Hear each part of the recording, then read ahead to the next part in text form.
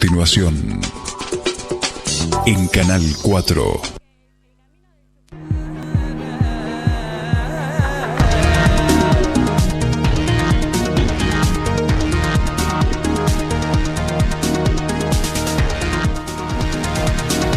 Buenas noches, audiencia. Hola, Daniel. Buenas noches, Néstor. Noche de miércoles, noches de aquí ahora actualidad. La política nos va a dar unos respiros durante este par de semanas. Vamos a tratar de volver a nuestra rutina y traer temas de actualidad que creo que también van a merecer la atención de nuestra audiencia. Así es, Néstor. Y en el primer bloque, un tema que hacía un par de semanas que queríamos tratar, saltó a la luz pública y se instaló en la agenda de los medios a partir de un fallo de la Corte Suprema de Justicia de la Nación respecto de un caso de un hombre que sufrió un accidente en la provincia de Neuquén hace 20 años aproximadamente, quedó en una situación de salud en extremo delicada, y en el año 2009 los familiares iniciaron un proceso judicial para que lo desconecten, para que pueda acceder a una muerte de características dignas. El fallo de la Corte Suprema llegó 6 años después, y con tanta mala suerte o con una circunstancia tan fortuita que llegó el fallo, pero la persona falleció sin que ya se haya aplicado el mismo. Bueno, para hablar de este tema, de la muerte digna, de las características que tiene ese momento de la vida, ese momento extremo en el que hay que tomar decisiones muy importantes por parte de la familia, por parte de los médicos. Lo tenemos a un especialista, un hombre que sabe muchísimo de esto y tiene mucha opinión al respecto, y es un amigo de la casa, el doctor Rodolfo Bufa. ¿Cómo estás, Rodolfo? Hola, Rodolfo. Gusto, antes de entrar en el tema, yo creo que nuestra audiencia necesitaría una precisión. Esto de la muerte digna, ¿se asimila a la eutanasia o son dos cosas distintas? No, en realidad hay que aclarar todos esos temas, porque yo leyendo un poco las noticias, repasando todos los portales donde salió publicado y todo lo que veíamos justamente hoy con los residentes en el hospital, eran algunos errores, ¿no? Que están inclusive, conceptuales. Que los cometemos nosotros desde los medios en aras pero de... tal vez tendría que decirte que muchas veces también los mismos profesionales o a veces la gente malinterpreta inclusive cuando va a la consulta por estos temas, ¿no? Lo que hay que, me parece, definir claramente es que hoy son muy claros estos conceptos y están bien identificados los momentos en que uno puede aplicar estos conceptos, ¿sí?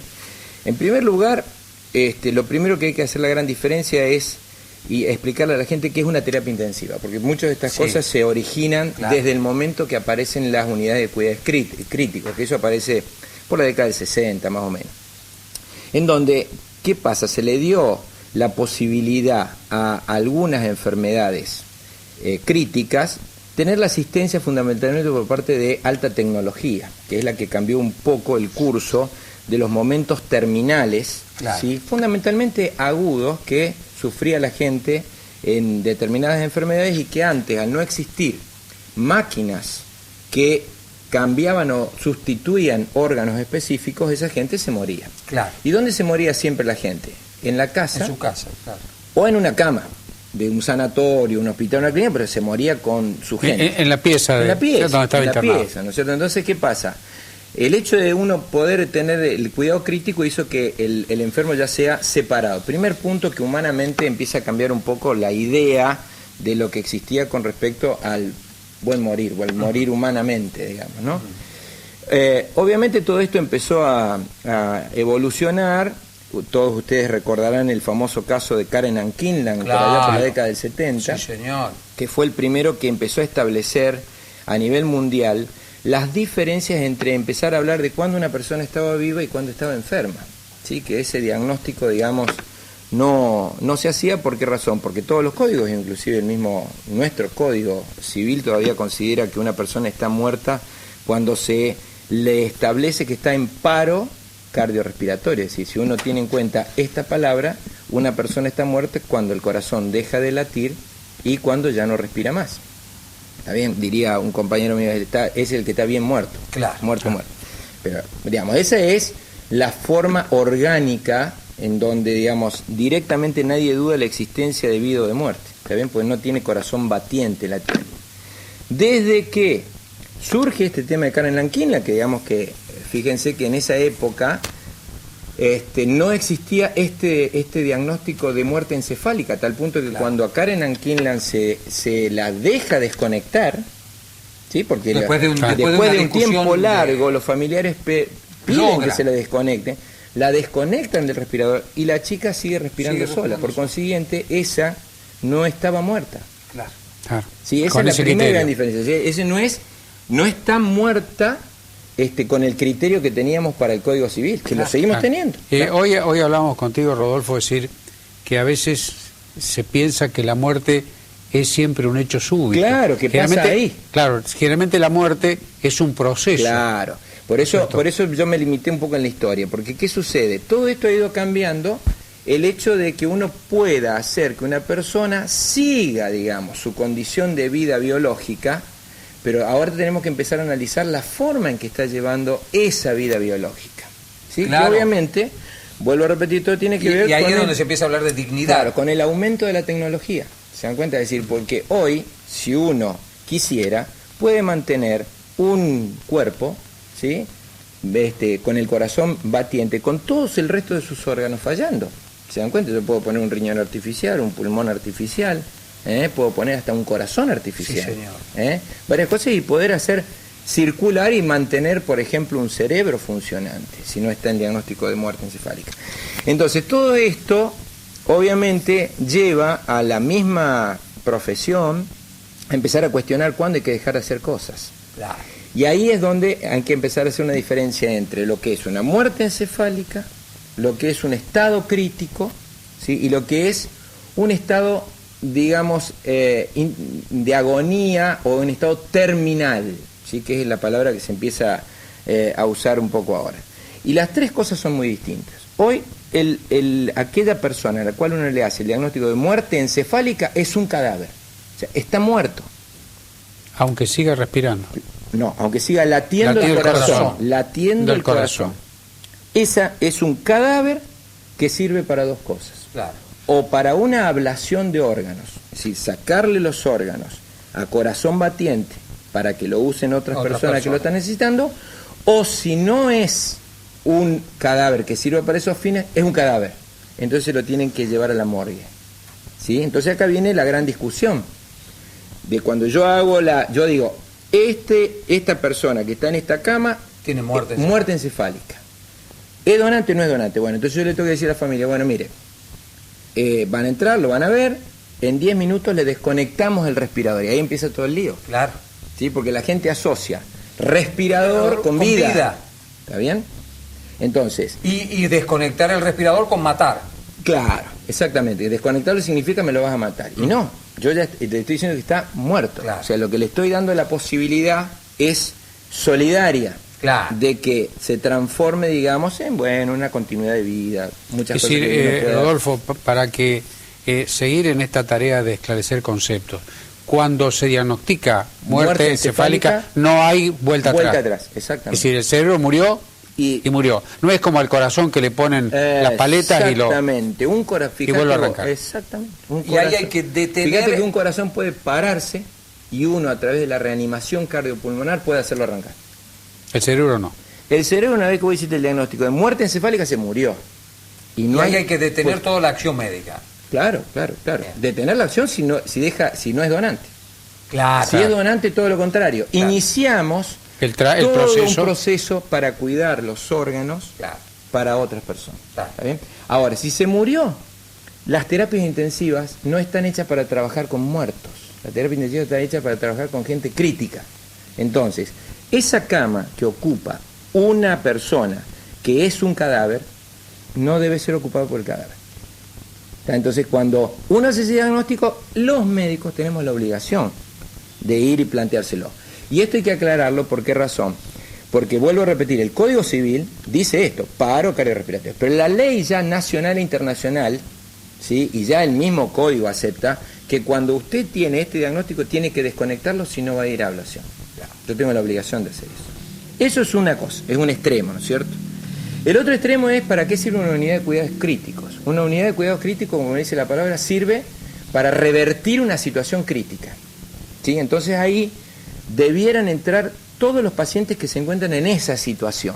Con posibilidades de que la revertir. mayoría suelen ser pacientes que tienen alguna enfermedad aguda que los ha descompensado, ¿no es cierto? Han tenido un politraumatismo, bueno, muchas enfermedades. Una intervención quirúrgica pero que amerite ir ahí, una serie de cosas. Pero habitualmente la estadía en los servicios de terapia intensiva debiera ser medianamente corta. Claro. Corta, ¿sí? Eso obviamente se debe discutir, pero debe ser medianamente corta. Lo cual ya establece quiénes son los pacientes con los cuales debiéramos trabajar. Por último viene esto de llamar a un estado terminal. ¿Qué es un estado terminal? Aquel en donde, a través de la historia que presenta el enfermo en su enfermedad, en su patología, la medicina ya ha ido descartando posibilidades de ayudarlo. Entonces entramos a discutir o a pelear entre lo que es efectivo y lo que se trata o se denomina futilidad médica. Es decir, el encarnizamiento claro, terapéutico. hacer cosas que no le van a cambiar absolutamente la vida, ni biológica, ni se la van a prolongar, ni nada. ¿Está bien? Entonces ahí es donde tenemos que empezar a hablar y a reconocer que la muerte no es una cosa que se da de la mañana a la noche como cuando te pegan un tiro. Te pegan un tiro en la cabeza, sí, ahí está. La muerte es una cuestión innegable. Instantánea. ¿Está bien? Ahí nadie habla del buen morir. Claro. ¿Está bien? Ah. Estamos hablando del buen morir, de la muerte digna, cuando uno empieza a transitar un periodo en donde, digamos, la familia por un lado, los médicos por otro lado, vamos viendo que es una cosa que se va prolongando y que no tiene buen puerto, digamos. Claro, no tiene ¿Bien? otro fin que no sea... Pero también eso es un mal término, porque el buen puerto, ¿qué significaría? Que no se muera. Y eso no es el concepto de muerte. ¿Sí? Porque el concepto, es decir, la muerte es una cuestión segura, ¿sí? Segura es la muerte, ¿sí? Inclusive vamos a convenir que hasta el mismo, no me recuerdo qué papa fue el que dijo esto, ya saltándome a otro nivel, que en algún momento se habló del encarnizamiento terapéutico, hasta inclusive a nivel religioso, porque claro, digamos, hay personas a las cuales la medicina no puede hacer más de lo que pueden hacer sus familiares. Esto, ahora que gracias a Dios la gente vive más tiempo, que la complejidad médica y profesional ha hecho que los tratamientos sean más largos, y la gente, digamos, entra en edades superiores, por ejemplo, a 80 años. Voy a poner 80 años porque ya, gracias a Dios, nos estamos acostumbrando a ver personas mayores de 80 años, que hasta hace unos años atrás... Eran matusalénicos. Claro, no eran, ¿no es cierto? Antes hablábamos de la tercera edad, ya hablamos de la cuarta edad. Sí, señor. Rodolfo, la voluntad del enfermo. Sí. ¿Qué Bueno, rol puede jugar? ahí tenemos en un todo problema. La voluntad del enfermo es la misma. ¿Está considerada en algún lugar? Siempre está considerada. Pero desgraciadamente, como hablábamos fuera de cámara, todo eso es revertir. Vos lo podés revertir, es como ser donante de órganos. Sí. Yo tengo, digamos, la ley de presunto donante. ¿No es cierto? Somos todos donantes, Somos si no todos lo donantes, contrario. ¿no es cierto? Yo dije siempre yo soy donante. Mañana me muero y viene un ser que dice, che, y no, yo no sé qué soy. Si el ser que está conmigo no la tiene clara, no me van a Puede sacar revertir tu decisión. totalmente. Hasta en el momento en donde... Entonces, todos estos temas, siempre lo importante es, obviamente, la difusión, claramente con los conceptos, y charlarlo, como decía Balá, en familia. Claro. ¿Sí? ¿Por qué? Porque es importante que aquellos que son los que en definitiva deciden en muchos de nuestros momentos tengan claro qué es lo que queríamos. Claro. Ahora, Rodolfo, el caso que resolvió la Corte, de este joven que se había accidentado en el año 94, técnicamente estaba muerto. Por lo menos la información... No, porque salió publicado que había tenido muerte encefálica. En uno de los portales figura, bueno, ese es un error. No, él tenía lo que se llama un estado neurovegetativo irreversible. ¿Está? Esto lo comentamos porque nosotros, esto lo tenemos, yo le diría, no le digo todos los días, pero mensualmente a raíz de lo que ustedes conocen, De que los son los accidentes, accidentes de accidentes de tránsito, motos y politrauma, bueno. Un alto porcentaje de los pacientes a los cuales uno le practica neurointensivismo, no hacen la muerte encefálica, pero quedan con daños neurológicos muy importantes, que muchos de ellos pueden quedar en un estado de coma prolongado, muchos de ellos pueden quedar en un estado, digamos, de coma vigil, con los ojos abiertos y, digamos, desconectado. Bueno, uno tiene tiempos arbitrarios establecidos para decir cuándo un paciente está, ya digo paciente, no digo muerto, no está en muerte encefálica, un paciente está en un estado neurovegetativo irreversible. ¿Irreversible qué significa? Que el tipo no se va a conectar más, no va a tener más una vida normal. Ahí sí se habla de muerte digna. Bueno, eso es lo que hay que empezar a hablar en el contexto. Ah. ¿Te das cuenta por qué? Porque yo tengo en el traumatizado del cráneo 1 año para decirle a la familia, tu hijo, tu esposo, tu lo que sea, está con daño neurológico irreversible. O sea, solamente un milagro, como se dice por ahí, podría despertar, porque existen esos casos también publicados, el tipo que tuvo 5 años de cosas y de pronto empieza a arrancó. Que son casos excepcionales y paradigmáticos, o sea, no son para traerlos, digamos, a la... Y si un paciente no ha tenido un trauma de cráneo, ¿sí?, o un accidente que haya afectado el cráneo, tengo hasta 6 meses, supongamos, un accidente cerebrovascular. Tengo hasta 6 meses para declararlo en estado neurovegetativo irreversible. Pero ese es el estado, yo le diría, también paradigmático, en donde uno sabe que la familia tiene que acostumbrarse, que va a tener ese paciente, porque ese sí es el paciente que de la mañana a la noche dejó de ser lo que se conocía. ¿Tá? Porque ese vos tenías a tu hijo que salía en moto todos los días y después de una noche, a los 2 meses lo ves que es lo que vos nunca estuviste acostumbrado a ver. ¿Está bien? Esa es una cosa, que por supuesto después del periodo de acostumbramiento, de aprendizaje... Pero ahí vos no podés aplicar la desconexión como médico. No, jamás. Eso no se puede hacer, porque ahí estaría haciendo eutanasia. De los cuales nuestro país, eso es es ilegal. Por eso en este caso tuvieron que ir a la corte. Claro. O sea, si vos tenés un paciente en estado neurovegetativo, el paciente no está muerto, está vivo. Si no tiene criterios de muerte encefálica. Pero está en esta situación. Conocemos muchos casos de eso, ¿no es cierto? Sí, tenemos casos aquí. Pero digamos, de eso también podríamos hablar. ¿Qué pasa con los pacientes, por ejemplo, oncológicos? Los pacientes que tienen cáncer y que son terminales. Qué lindo ese tema. Sí. Pero lo tenemos que dejar para la próxima. Te comprometemos para la segunda vuelta. Una segunda vuelta, porque la verdad que es apasionante. Además es apasionante la manera en que vos explicás estos temas que son tan complejos, pero lo haces de una manera didáctica y atrapante. Gracias Rodolfo, muy amable. Nosotros tenemos que buscar una pausita. Cuando volvemos, otro tema muy interesante. Hay un Código Civil nuevo y hay nuevas normativas fundamentalmente en el derecho de familia y en un tema que, convengamos, tiene una utilización creciente, que es el del divorcio, los parámetros del divorcio, los parámetros del casamiento. También con 2 especialistas, 2 abogados de nuestra ciudad. Va a ser también un tema interesante. Quédese, al regreso de la pausa lo abordamos.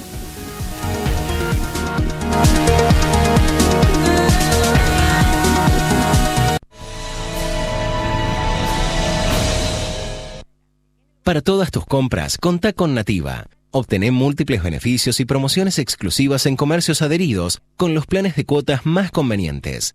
Nativa, la tarjeta de crédito del Banco Nación. Informate en el 0810-333 Nativa o en www.nativanacion.com.ar. Tu familia merece la mejor cobertura médica. Por eso en Cami Salud tenemos un plan pensado para vos. Cami Salud, la mejor medicina prepaga de la ciudad, con más de 40 años de trayectoria. Solicita asesor comercial vía Facebook. Cami Salud, tu salud en las mejores manos. Vení a Cento y llévate las ofertas para tu aguinaldo. Televisor LED Smart TV de 32 pulgadas RCA High Definition con sintonizador digital. Llévalo a solo 4.999 pesos o en 13 cuotas fijas de 549 pesos. Cento, tecnología para vivir. 25 de mayo 2140, San Francisco. Siempre supimos que queríamos ser padres. Empezamos a buscar inmediatamente apenas nos casamos. Si al año o año y medio una pareja busca, factiblemente haya un problema. Nosotros con mi esposo siempre fuimos artesanos durante todo el periodo de búsqueda y se nos hacía imposible poder pagar los tratamientos que eran altos. Es como que es muy fuerte, ¿no? Decir, uy, no puedo ser mamá. Fue cuando dije, no vamos a ser una familia, vamos a ser una pareja y no tendremos hijos. Y ahí aparece la ley. Ahí aparece la ley de fertilidad en la provincia de Buenos Aires. Y ese momento fue como decir, ay, lo logré. Alcancé ese deseo. Alcancé poder ser mamá.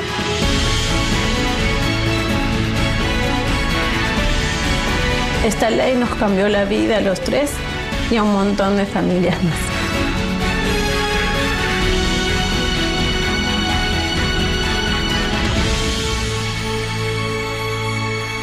Lista 131A, Frente para la Victoria. Presidente de la Nación Daniel Scioli. Vicepresidente de la Nación Carlos Zanini. En Asociación Mutual Árabe llevamos más de 20 años ayudándote a crecer, con servicios para toda la familia, servicio de óptica y de farmacia, ayuda económica, ahorro mutual, jardín maternal, asistencia para la tercera edad, servicio de viviendas y subsidios. Asociación Mutual Árabe, potenciamos tu crecimiento.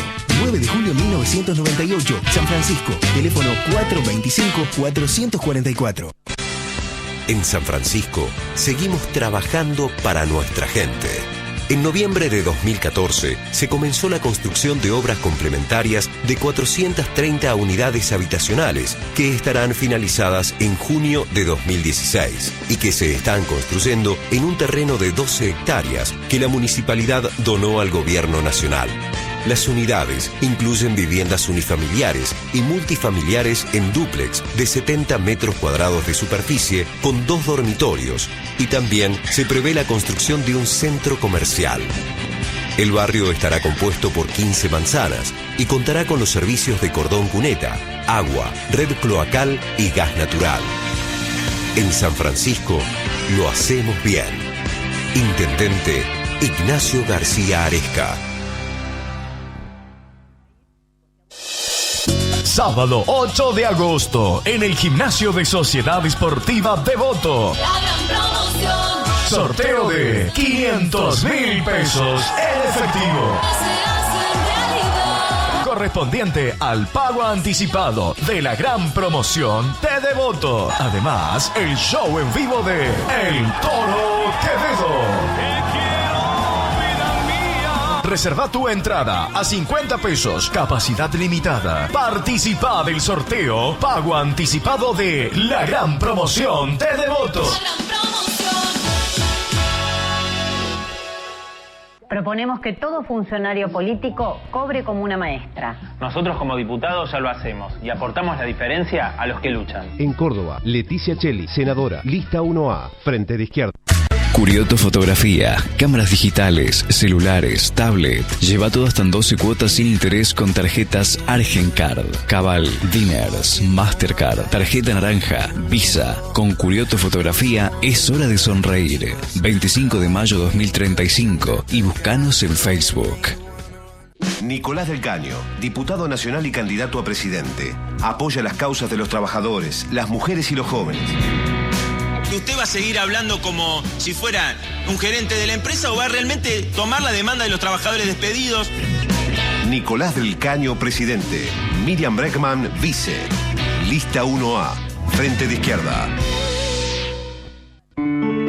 NT2 Agronegocios, Sociedad Anónima. Semillas, líneas de agroquímicos, fertilizantes, molino harinero. NT2, confiabilidad y servicio. Administración y venta. Calle 50, número 98, Frontera, Santa Fe. Molino harinero, ruta 158, Parque Industrial.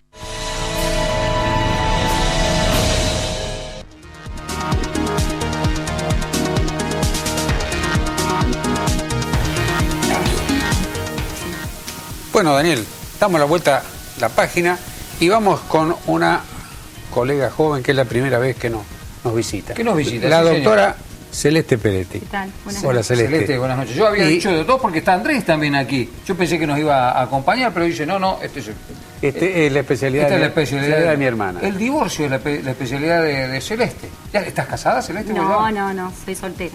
Claro, pero, Bueno. pero para divorciarse ya sabe absolutamente todo. Estamos a días de una modificación sustancial de lo que es la institución matrimonial. Creo que el gran público en general, el ciudadano de a pie, no tiene idea de la magnitud. Algunas de las cosas que hablaban ustedes en la previa, uno que está en los medios y se supone que maneja bastante información, yo me las desayuné recién. Especialmente porque nosotros venimos de una tradición en donde la institución matrimonial estaba supertutelada, claro, ¿no es cierto? Es decir, era un ámbito donde se entraba y no era muy fácil salir, ¿no es cierto? Ahora, con la legislación que pronto va a estar en vigencia, va a ser más fácil salir de un matrimonio que de un contrato de locación. Va a ser más difícil entrar que salir. Celeste, Néstor decía, dentro de unos días vamos a tener una nueva legislación en esta materia. ¿Por qué dice Néstor? ¿Qué va a suceder? Bueno, a partir del 1 de agosto va a empezar a regir el nuevo Código Civil y Comercial de la Nación, que trae... El 1 de agosto estamos a una semana, sí, semanita y poco más. Así es.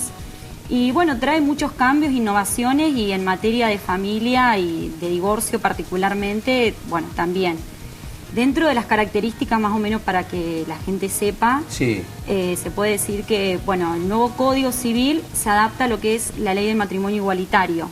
Recordemos que en el año 2010 se sancionó esta ley que permite a personas del mismo sexo contraer matrimonio. Bueno, ahora el Código le da un mismo tratamiento a el matrimonio celebrado por personas del mismo o de distinto sexo.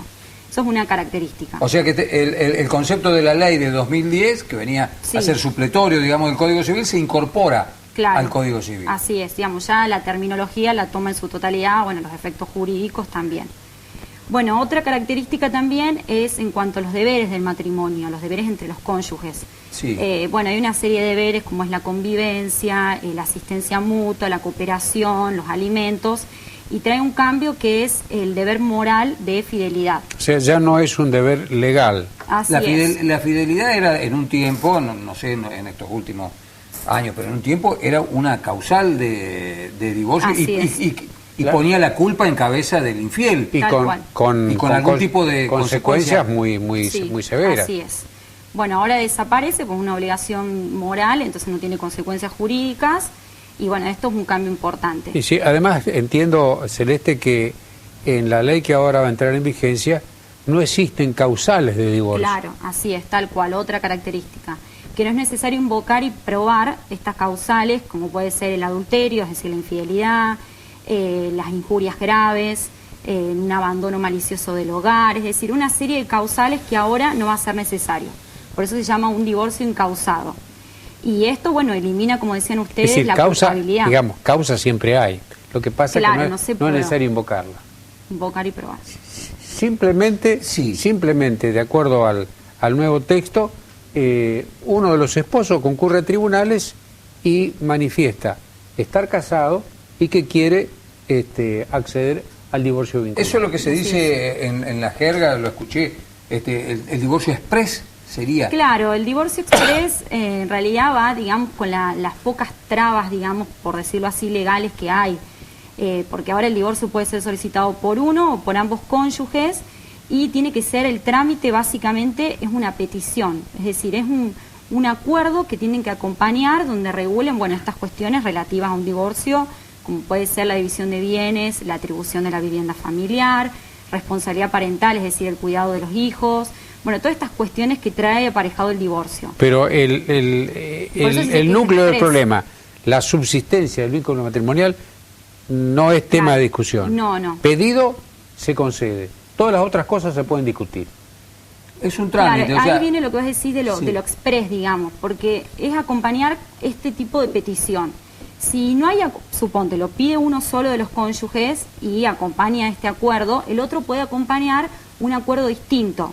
Pero exista o no, digamos, se llega a un acuerdo entre ellos, porque el juez lo cita a una audiencia, el vínculo se disuelve de todas maneras y después con posterioridad van a resolver al margen de lo que pueda pasar con los hijos con los bienes. Claro, exacto. El vínculo se disuelve, por eso es express. No queda supeditado, porque durante mucho tiempo quedaba supeditado la sentencia de divorcio a alguno de estos tipos de acuerdos. Sí, la verdad que el cambio es enorme, porque en el proceso anterior, imagínense tener que andar probando una infidelidad, unas injurias graves, o sea, en materia probatoria se hacía un procedimiento muy largo y muchas veces complicado, porque si no tenés pruebas, no podés disolverlo. Para evaluar, es decir, esta nueva situación, tendríamos que hacer una mirada hacia el pasado. Cuando se sanciona el Código Civil, no estaba incluido el régimen del matrimonio. El matrimonio era un sacramento. Claro. Se celebraba ante la iglesia. Y era indisoluble. Después, cuando sale la ley de matrimonio civil, que en la época de la generación del 80, sí, con la secularización de los cementerios, ¿no es cierto? El registro civil, se introduce el matrimonio contrato, ¿no es cierto? Y a lo largo... divorcio. Sin divorcio. ¿O había alguna causal muy súper extraordinaria de divorcio? Eran las 7 causales, ¿no es cierto? Adulterio, malos tratos, abandono del hogar, sevicias, atentado contra la vida del cónyuge. Ahora nos vamos a otro concepto donde realmente es un contrato simple ahora, sí, el casamiento. Y leí también en algunos lugares que vos podés, algo que yo leí en las revistas, ¿no es cierto? Se casó un supermillonario con una desconocida, contrato prenupcial de bienes, es decir, sí, de bienes y de eventuales ganancias. ¿Eso está incluido también en bueno, ahora se puede, digamos, lo que se hace es una convención matrimonial en donde se establezcan, bueno, se pueden establecer una serie de cosas, por ejemplo, las donaciones antes de la celebración del matrimonio. Y bueno, y ahora, digamos, un cambio fundamental con el nuevo código es la posibilidad de elegir un régimen patrimonial, digamos, 2 opciones. El régimen de la comunidad de bienes, que es todo matrimonio subsistente en este momento, tiene ese régimen, que es como comúnmente se dice, se divide en la mitad. Bienes gananciales. Así es, en el caso que haya un divorcio. 50 y 50. Tal cual. Y después, bueno, en un régimen nuevo que se puede elegir es el de la separación de bienes. Que bueno, básicamente lo que cada uno adquiera es propietario. Después, bueno, para poder disponer de sus bienes no necesita del asentimiento del otro cónyuge, es decir, no tiene que prestar conformidad, salvo que se trate, por ejemplo, de bienes relativos a necesarios para el funcionamiento del hogar. Por ejemplo, no puede disponer de una heladera, de una cocina, porque obviamente se perjudica la familia. Entonces, es realmente un cambio copernicano, ¿no es cierto? Es muy fuerte. Sí, es muy fuerte. Es muy fuerte. Porque ahí permite introducir en el matrimonio una diferencia sustancial cuando los ingresos de uno y otro son muy distintos. Claro, tal cual, sí. Lógicamente, bueno, esto se hace a través de, como yo decía, de una convención matrimonial que tiene que ser hecha por escritura pública. Es decir, que tienen que ser los dos, digamos, conscientes y además tener que cumplir con esa formalidad de tener que ir a un escribano público antes de la celebración del matrimonio. Hay que ver, digamos, qué tipo de recepción tiene. También qué sociedades van a receptar esto, lógicamente. Claro. Es decir, lo que da la idea de cuando uno va sumando estos distintos aspectos, ¿no es cierto?, que el contenido o los vínculos que se establecen en una unión matrimonial se han transformado en algo totalmente distinto, ¿no es cierto?, es decir, algo negocial, y en la filosofía de Bauman, ¿no es cierto?, estamos frente a una sociedad líquida en donde los vínculos no son muy sólidos, ¿no es cierto? Sí, a mí en términos generales y en términos de opinión, no sé cuál será tu opinión, Celeste, sobre estas modificaciones. Me parece que transparenta relaciones, digamos, elimina hipocresía, ¿no es cierto? Porque el tema del matrimonio para toda la vida... sí, todas estas cuestiones... no ha funcionado nunca, claro. Y mucho menos ahora. Y me parece que le da una dinámica al casamiento que hace que uno no le tenga temor al casamiento. Porque lo que está sucediendo en los hechos es que cada vez hay menos cantidad de casamientos. Sí, totalmente. Sí. Esto, pues, las estadísticas del registro civil son al menos como cuestionadas indican, ¿no? Por esta cuestión, como decías vos, Néstor. O sea, lo que queda como vínculo del matrimonio me parece que es lo sustancial, que es el amor, es decir, la decisión de estar juntos. Así es. Sí, son cuestionadas porque la familia desde siempre ha sido un pilar fundamental de la sociedad y de alguna manera, digamos, si uno lo piensa en frío, desprotegería a la familia, pero en realidad que los cambios sociales, culturales, políticos en estas últimas décadas aumentaron tanto que, bueno, es como que el derecho se tiene que adaptar a estas cosas. Yo creo que sin hacer entrar en el terreno de las valoraciones, porque eso tendríamos que ser no un programa exclusivo, sino un seminario, claro, ¿no es cierto? La familia que hoy tenemos en la Argentina es muy distinta de la familia tradicional. Claro, y la ley lo refleja, me parece que es la ley está reflejando esta realidad, ¿no es cierto? Mantener una estructura tan rígida como frente a una realidad sociológica que no se adecúa a eso, ¿no es cierto? Sí, no, y además la ley fue, si uno fuera en términos de valores, es decir, yo quiero sostener la familia única, la ley estuvo vigente, va a estar vigente hasta dentro de un mes y no sirvió para sostener ninguna familia. Aumentaron mucho los divorcios. La realidad fluye por otro lugar. Por eso el derecho no hizo otra cosa que adaptarse. Claro. Celeste, hay otro tema que en el caso de los divorcios es un tema, son dos temas importantes, pero me parece que es el más importante, el tema de los hijos. ¿Hay alguna priorización de la madre o del padre respecto de la patria potestad? Esto cambió. ¿El concepto de patria potestad sigue estando vigente? ¿Cómo es esto cambió, digamos, ya no se habla más de una tenencia, sino de un cuidado personal que en realidad es compartido, digamos. ¿Qué quiere decir? Puede ser dos modalidades. Alternado significa que el hijo menor de edad pasa periodos de tiempo con cada uno de sus progenitores. Digamos, puede ser 3 días a la semana con uno, 4 días con otro, o bien indistinto cuando reside en un domicilio de uno de los progenitores y el otro participa, digamos, de todas las decisiones. La regla es un cuidado personal. Si no llegan a un acuerdo, es esta forma indistinta, es decir, en un domicilio reside el menor. Pero ya la mujer no tiene, porque en el régimen actual, hasta los 5 años, la madre tenía un derecho preferente a hacer ese privilegio no existe. No, ahora creo que eso es un avance para los hombres, digamos, que bueno, también creo que se venían quejando un poco de esta situación de por qué la mujer es más capaz, digamos, o más apta para cuidar a un hijo que un hombre. Entonces así es también un poco esta igualdad que quiere proclamar todo el Código Civil, de decir, bueno, es igualitario en todos los sentidos. Bien, y en el tema de los bienes...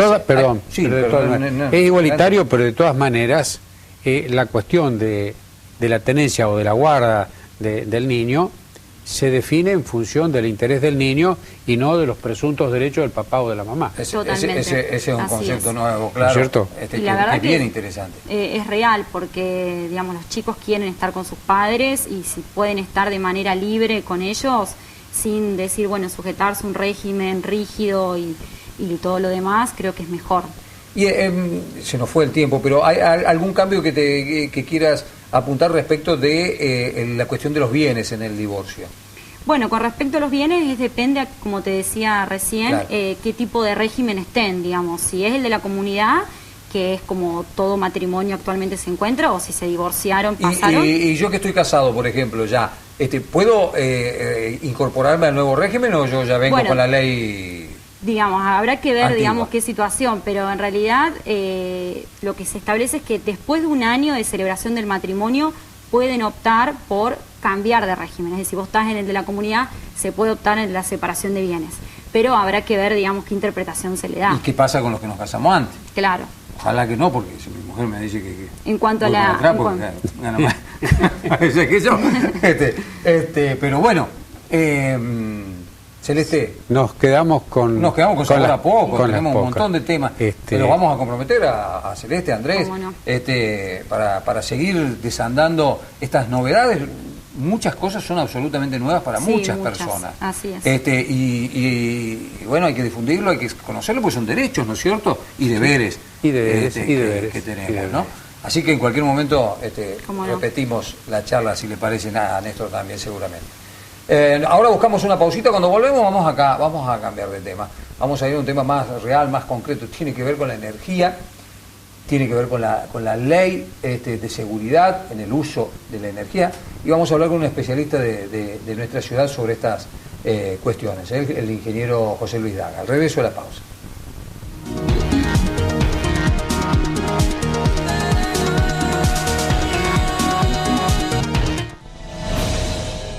La mitad de los trabajadores ganamos menos de 6.000 pesos. Hay que luchar y votar por una salida. En Córdoba, lista unidad 505 2U. Salas y Parola Senadores. Frente de Izquierda. Vulcano, equipos y accesorios para lubricación, equipamiento especializado para el mantenimiento automotor, ideales para estaciones de servicio, concesionarios de vehículos y lubricentros. Además, una línea exclusiva de productos para el agro. Vulcano, desde hace más de 30 años, apostando a la industria de San Francisco. www.vulcanolubricación.com.ar. Scioli y Macri gobiernan para los empresarios. Vamos por una alternativa socialista. Votá Manuela Castañeira, presidente. Jorge Ayala, vice. Movimiento al Socialismo, lista 13A, SOB. Los buenos profesores enseñan. Los grandes profesores inspiran. Vení a la Universidad Blas Pascal. Nuestros profesores saben hacer, saben enseñar y están preparados para acompañarte. Sé lo mejor de vos. Universidad Blas Pascal. www.vp.edu.ar 0810 1223 3827. En Asociación Mutual Árabe llevamos más de 20 años ayudándote a crecer, con servicios para toda la familia, servicio de óptica y de farmacia, ayuda económica, ahorro mutual, jardín maternal, asistencia para la tercera edad, servicio de viviendas y subsidios. Asociación Mutual Árabe, potenciamos tu crecimiento. 9 de julio 1998, San Francisco, teléfono 425-444. Para todas tus compras, contá con Nativa. Obtené múltiples beneficios y promociones exclusivas en comercios adheridos con los planes de cuotas más convenientes. Nativa, la tarjeta de crédito del Banco Nación.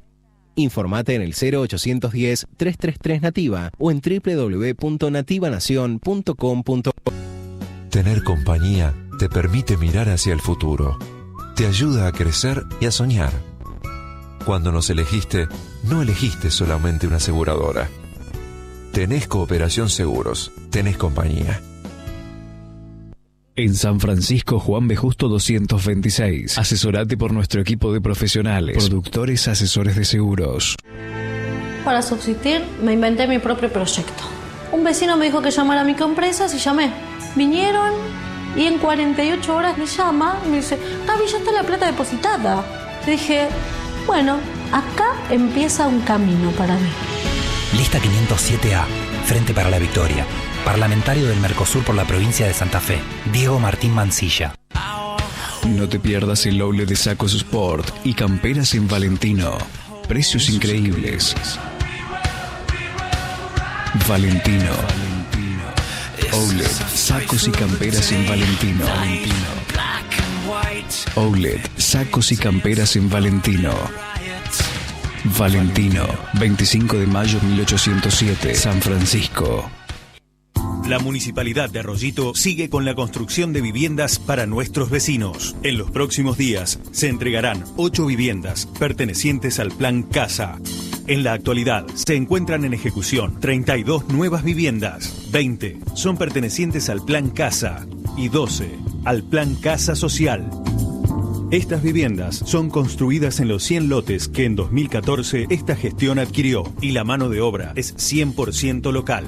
Con estos 32 nuevos planes ya serán 158 las viviendas construidas y entregadas. En el primer semestre de 2015 estamos cumpliendo nuestra palabra, estamos cumpliendo nuestros sueños. Arroyito, ciudad de vecinos. Gestión Mauricio Andrés Cravero.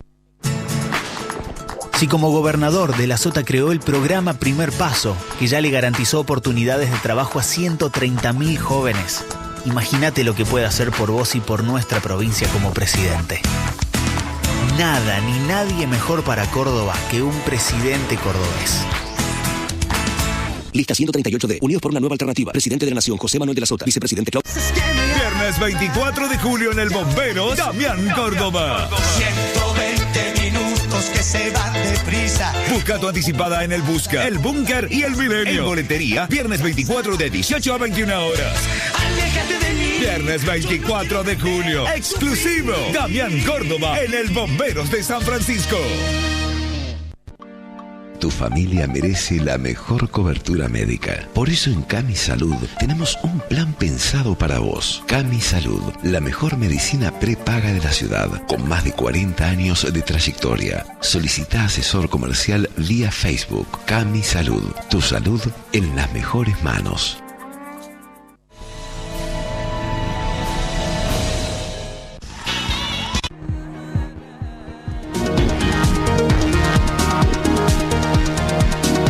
Bueno, Daniel, tema técnico, tema importante para...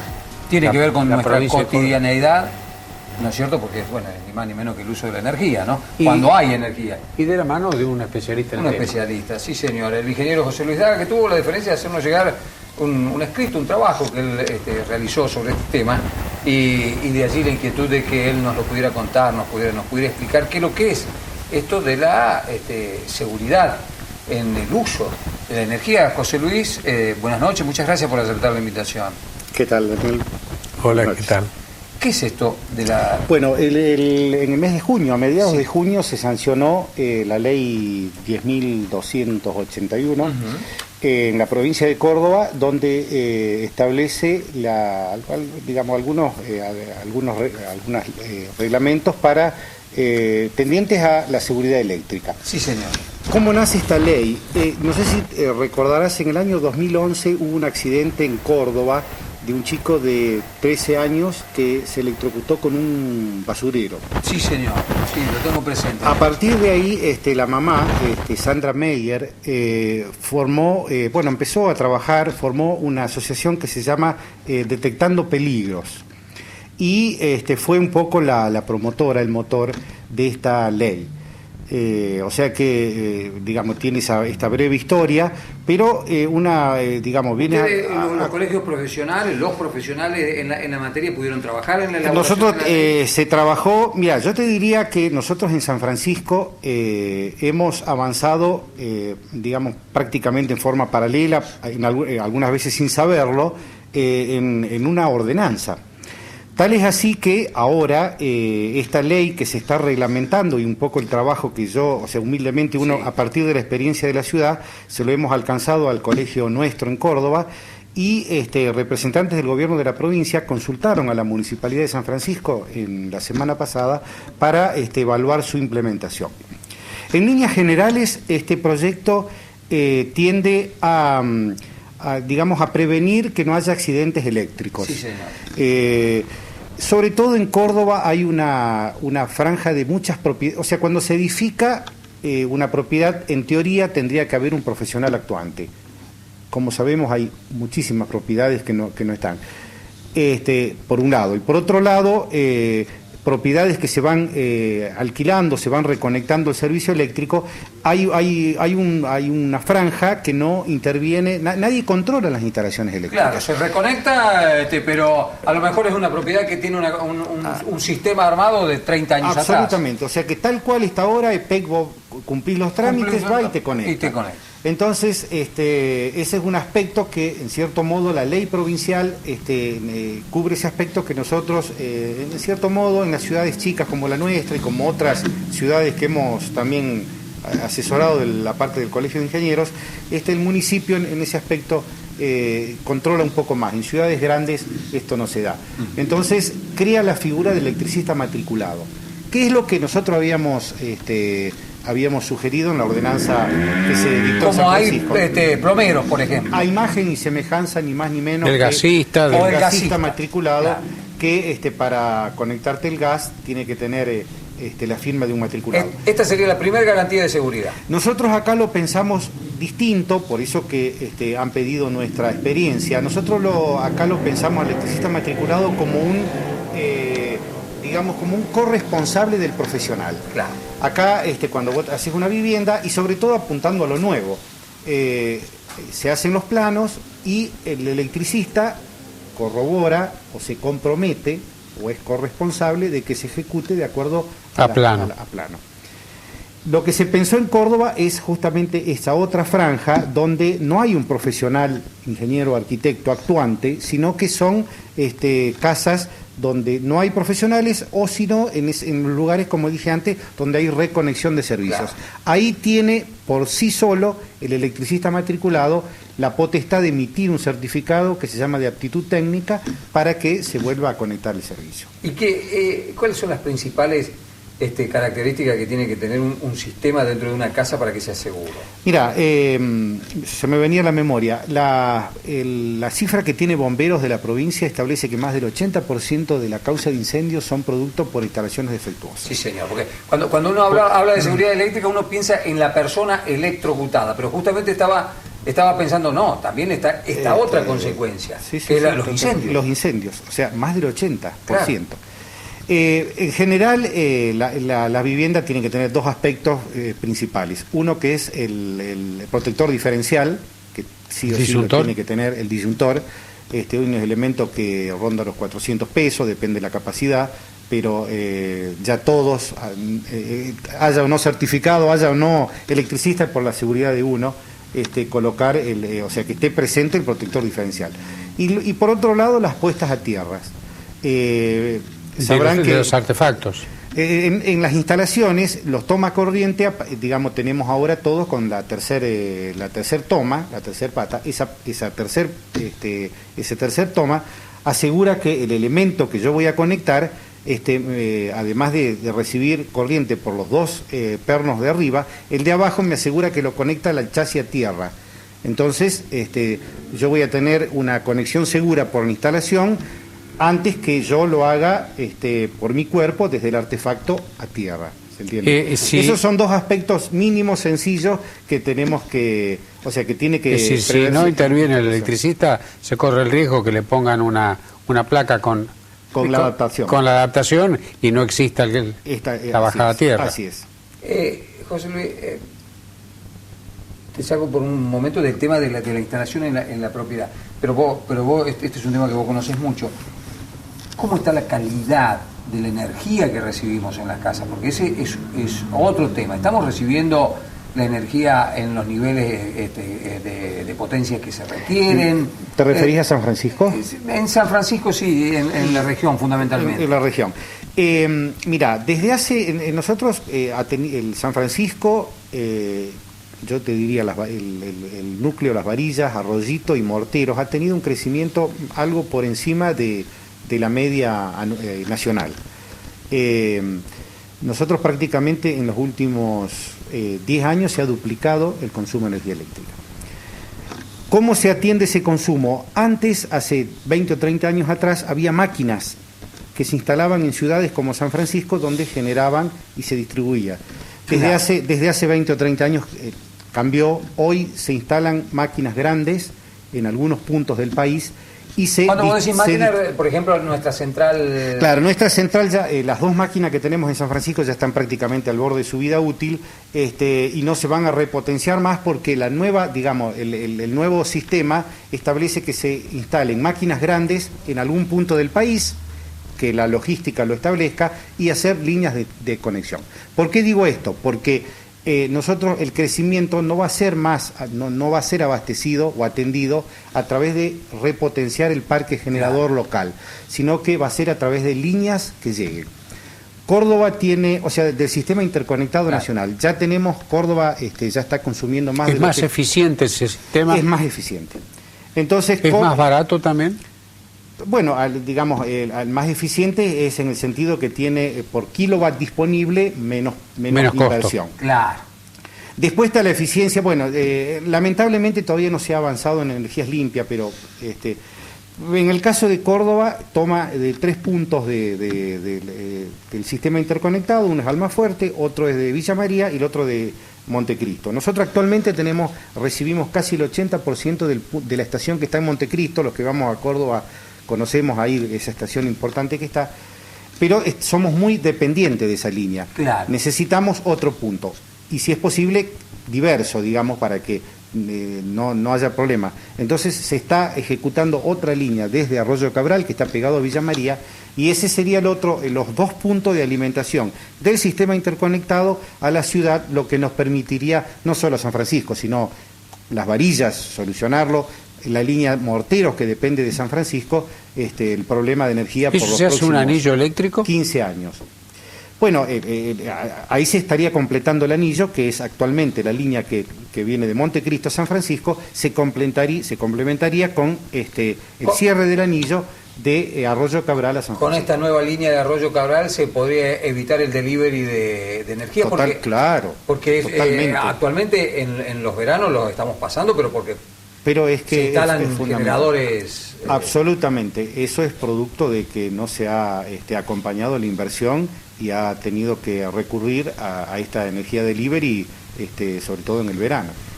Volviendo a la ley, para que lo tengamos lo más claro posible, como propietario, como alguien que está ejecutando una obra, ¿cuáles son nuestras responsabilidades de cara a esta nueva ley? Pues nosotros en San Francisco tenemos en vigencia la ordenanza que establece los mecanismos en la cual tiene que, para construir tenés que tener un profesional, de arquitecto, ingeniero, y juntamente en la parte eléctrica con la firma del ingeniero tiene que haber un electricista matriculado. Eso ya está en vigencia, la municipalidad ha abierto el registro, ya hay electricistas matriculados, nosotros del colegio hemos dado cursos para aprobar, la municipalidad tomó ¿Y quién otorga la matrícula? La municipalidad, la Secretaría de Obras Públicas, así como también otorga para los plomeros matriculados. Claro.